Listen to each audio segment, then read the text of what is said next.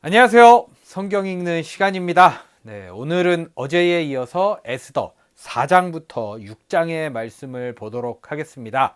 네, 이제 오늘 6장까지 읽고 내일 에스더 10장까지 있거든요. 10장까지 읽으면 에스더는 마무리가 됩니다. 네, 단편 형식의 그런 이야기, 이제 룻기도 있었잖아요. 이렇게 이제 짧게 이야기가 있는 것 같은데 과연 이제 어제까지 유다 백성들이 좀 많이 곤란한 상황에 있었다 이렇게 볼 수 있는데 요걸 이제 어떻게 잘 헤쳐나가게 될지가 관건인 것 같습니다. 과연 유다인들의 운명은 어떻게 될지 같이 한번 보도록 하겠습니다.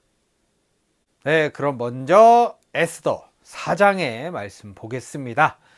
모르드게는 이 모든 일을 알고서 옷을 찢고 굵은 베옷을 걸치고 재를 뒤집어 쓴 채로 성 안으로 들어가서 대성통곡을 하였다. 이게 뭐 장례식이나 이제 누가 죽었다 그러면 했던 행동들이거든요. 네.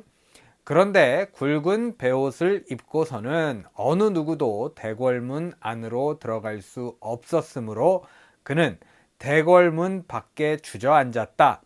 왕이 내린 명령과 조서가 전달된 지방마다 유다 사람들은 온통 탄식하고 금식하며 슬프게 울부짖었다.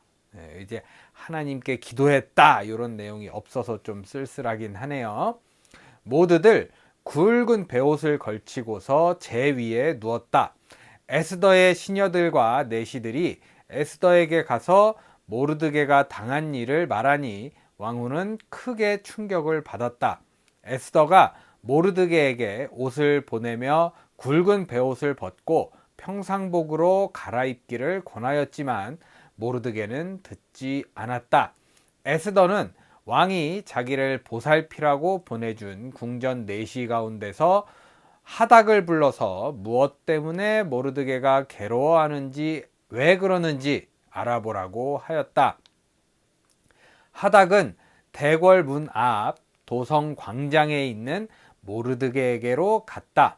모르드게는 자기에게 일어난 일을 처음부터 끝까지 하닥에게 모두 이야기하였다. 하만이 유다 사람을 모조리 없애려고 왕의 금고 출납을 맡은 관리들에게 주어 입금하겠다고 약속한 돈의 정확한 액수까지 밝혔다. 모르드게는 수산성에 선포된 유다 사람을 전멸시키라는 칙령의 사본을 하닥에게 건네주면서 에스더에게 그것을 보이고 설명하여 드리라고 하였다.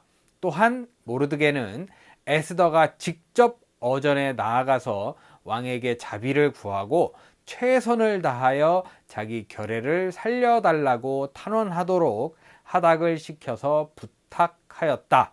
요 전까지는 얘기 안 했다고 많이 나왔잖아요. 어떻게 보면 에스더 입장에서도 살짝 곤란한 상황이 될 수도 있었다라는 생각이 드네요. 하닥은 돌아가서 모르드게에게 들은 이야기를 에스더에게 전하였다. 에스더는 다시 하닥을 보내서 모르드게에게 이렇게 전하라고 하였다. 임금님이 부르시지 않는데 안뜰로 들어가서 왕에게 다가가는 자는 남자든지 여자든지 모두 사형으로 다스리도록 되어 있습니다. 이러한 법은 모든 신하들과 왕이 다스리는 모든 지방 백성들이 다 알고 있습니다. 다만 임금님이 금으로 만든 규를 내밀어서 목숨을 살려주실 수는 있습니다. 그런데 임금님이 나를 부르지 않으신 지가 벌써 30일이나 되었습니다. 하닥 일행이 에스더의 말을 그대로 모르드게에게 전하니 모르드게는 그들을 시켜서 에스더에게 다음과 같이 전하라고 하였다. 왕후께서는 궁궐에 계시다고 하여 모든 유다 사람이 겪는 재난을 피할 수 있다고 생각하십니까? 이런 때에 왕후께서 입을 다물고 계시면 유다 사람들은 다른 곳에서라도 도움을 얻어서 마침내는 구원을 받고 살아날 것이지만 왕후와 왕후의 집안은 멸망할 것입니다. 왕후께서 이처럼 왕후의 자리에 오르신 것이 바로 이런 일 때문인지를 누가 합니까? 협박으로 들리네요. 저는. 에스더는 다시 그들을 시켜서 모르드게에게 이렇게 전하라고 하였다. 어서 수산에 있는 유다 사람들을 한 곳에 모으시고 나를 위하여 금식하게 하십시오. 사흘 동안은 밤낮 먹지도 마시지도 말게 하십시오. 나와 내 시녀들도 그렇게 금식하겠습니다. 그렇게 하고 난 다음에는 법을 어기고서라도 내가 임금님께 나아가겠습니다. 그러다가 죽으면 죽으렵니다. 모르드게는 나가서 에스더가 일러준 대로 하였다. 네. 어떻게 보면 아직 좀 해결의 실마리가 전혀 보이지 않는 좀 안타까운 상황입니다. 네. 주님께 기도했다 이런 내용이 하나도 없는 걸로 봐서 좀 씁쓸하기도 하네요. 이렇게 4장이 마무리되었습니다. 네, 계속해서 에스더 5장의 말씀을 보겠습니다. 금식한 지 사흘째 되는 날에 에스더는 왕후의 예복을 입고 대궐 안뜰로 들어가서 대궐을 마주보고 섰다. 그때의 왕은 어전 안의 왕좌에서 문 쪽을 바라보고 앉아 있었다. 네, 어떻게 보면 좀 타이밍이 좋았다 볼 수 있네요. 왕이 에스더 왕후가 뜰에 서 있는 것을 사랑스러운 마음으로 바라보고 쥐고 있던 금귤을 에스더에게 내밀자. 귤 아까 뭐 이렇게 주면은 들어갈 수 있다 뭐 이런 거 있잖아요. 그 귤이에요. 귤로 들릴 수도 있었다라는 생각이 들어서 네. 에스더가 가까이 다가가서 그 귤의 끝에 손을 대었다. 왕이 그에게 말을 건넸다. 웬일이요? 에스더 왕후, 무슨 소청이라도 있소? 당신에게라면 나라의 절반이라도 떼어주겠소. 네, 참 긍정적이죠. 에스더가 말하였다. 임금님께서 허락하시면 내가 오늘 잔치를 차리고 임금님을 모시고 싶습니다. 하만과 함께 오시면 좋겠습니다. 왕은 곧 명령을 내렸다. 에스더의 말대로 하겠다. 곧 하만을 들라 하여라. 왕과 하만은 에스더가 베푼 잔치에 갔다. 함께 술을 마시다가 왕은 또다시 에스더에게 물었다. 당신의 간청이 무엇이요? 내가 들어주겠소. 당신의 소청이면 나라의 절반이라도 떼어주겠소. 네, 나라가 이렇게 좀 크긴 컸어도 미련이 없었나 봐요. 에스더가 대답하였다. 내가 드릴 간구와 소청은 별것이 아닙니다. 내가 임금님께 은혜를 입게 되어 임금님께서 기꺼이 나의 간청을 들어주시고 나의 소청을 받아주시겠다면 나는 내일도 잔치를 차리고 두 분을 모시고 싶습니다. 임금님께서는 하만과 함께 오시기 바랍니다. 그때의 임금님의 분부대로 나의 소원을 임금님께 아뢰겠습니다.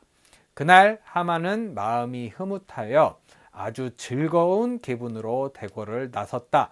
대궐 문을 지나는데 거기에 문을 지키고 있는 모르드게는 일어나지도 않고 인사도 하지 않았다. 그것을 보고서 하만은 그만 화가 잔뜩 치밀어 올랐지만 꾹 참고 집으로 돌아갔다. 하만은 친구들과 자기 아내 세레스를 불러놓고 자기는 재산도 많고 아들도 많으며 왕이 여러모로 자기를 영화롭게 하여 주고 자기를 다른 대신들이나 신하들보다 더 높은 벼슬자리에 앉혔다면서 그들 앞에서 자랑하였다. 굳이 뭐 이렇게 자랑 안 해도 식구들이잖아요. 어떻게 보면 친구들인데. 하만은 덧붙여서 말하였다. 그것뿐인 줄 아는가? 에스더 왕후께서 차린 잔치에 임금님과 함께 초대받은 사람은 나 하나밖에 없다네. 왕후께서는 내일도 임금님과 함께 오라고 나를 초대하셨다네. 기분이 참 좋은가 봐요.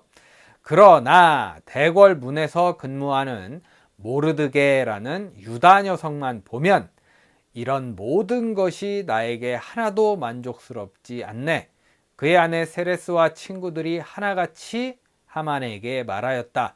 높이 50자짜리 장대를 세우고 내일 아침에 그 자를 거기에 달도록 임금님께 말씀을 드리십시오.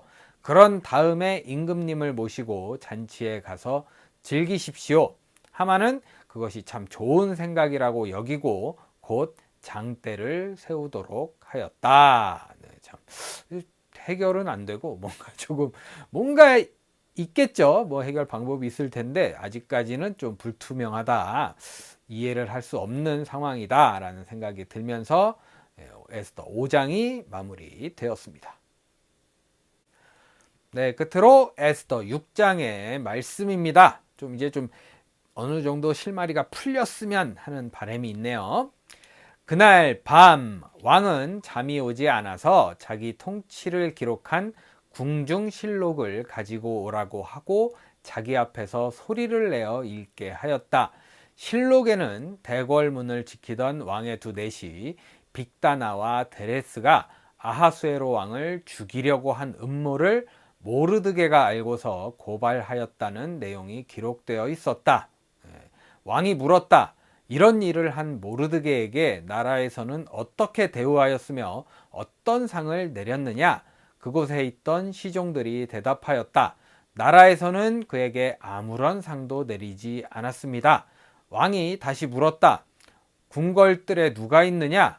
마침 그때에 하만이 왕에게 자기 집에 세운 장대에 모르드게를 달아 죽일 수 있도록 허락을 받으려고 궁전 바깥들에 와 있었다.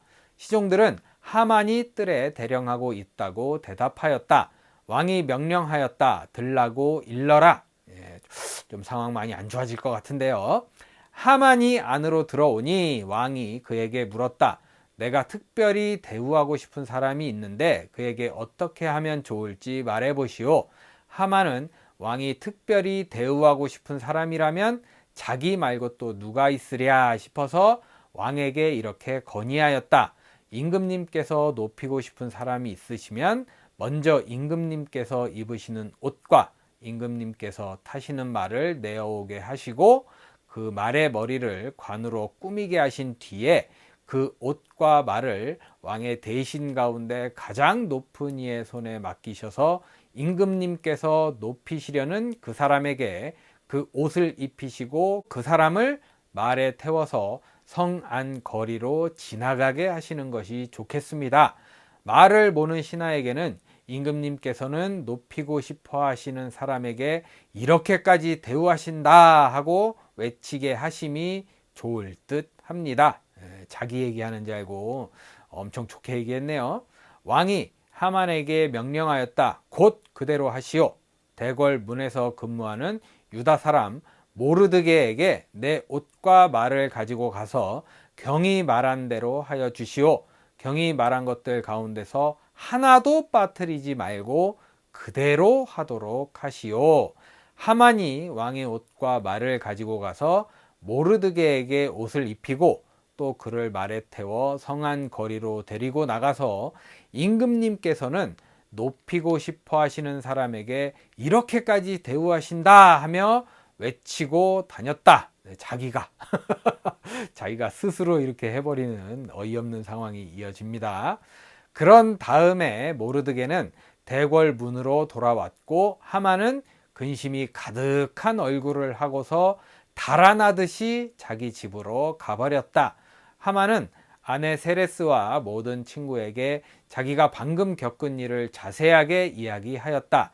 그의 슬기로운 친구들이나 아내 세레스가 그에게 말하였다. 당신이 유다 사람 모르드게 앞에서 무릎을 꿇었으니 이제 그에게 맞설 수 없소. 당신은 틀림없이 망할 것이요. 말이 채 끝나기도 전에 내시들이 와서 에스더가 차린 잔치에 하만을 급히 데리고 갔다. 네, 이렇게 좀 확 역전이 돼버리는 어이없는 상황이 벌어졌습니다. 이렇게 6장이 마무리되었습니다. 네, 이렇게 해서 오늘 에스더 4장부터 6장의 말씀을 모두 읽어봤습니다.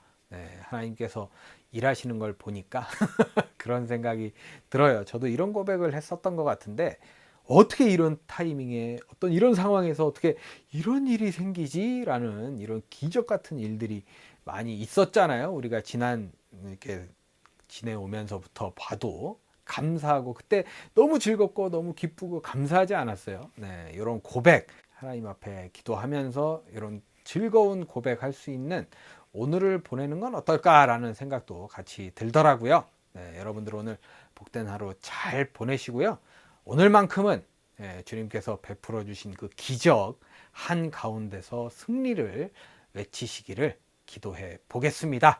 저는 내일 에스더 마지막 시간이에요. 7장부터 10장의 말씀을 들고 찾아오도록 하겠습니다. 오늘도 함께 해주신 여러분 감사합니다.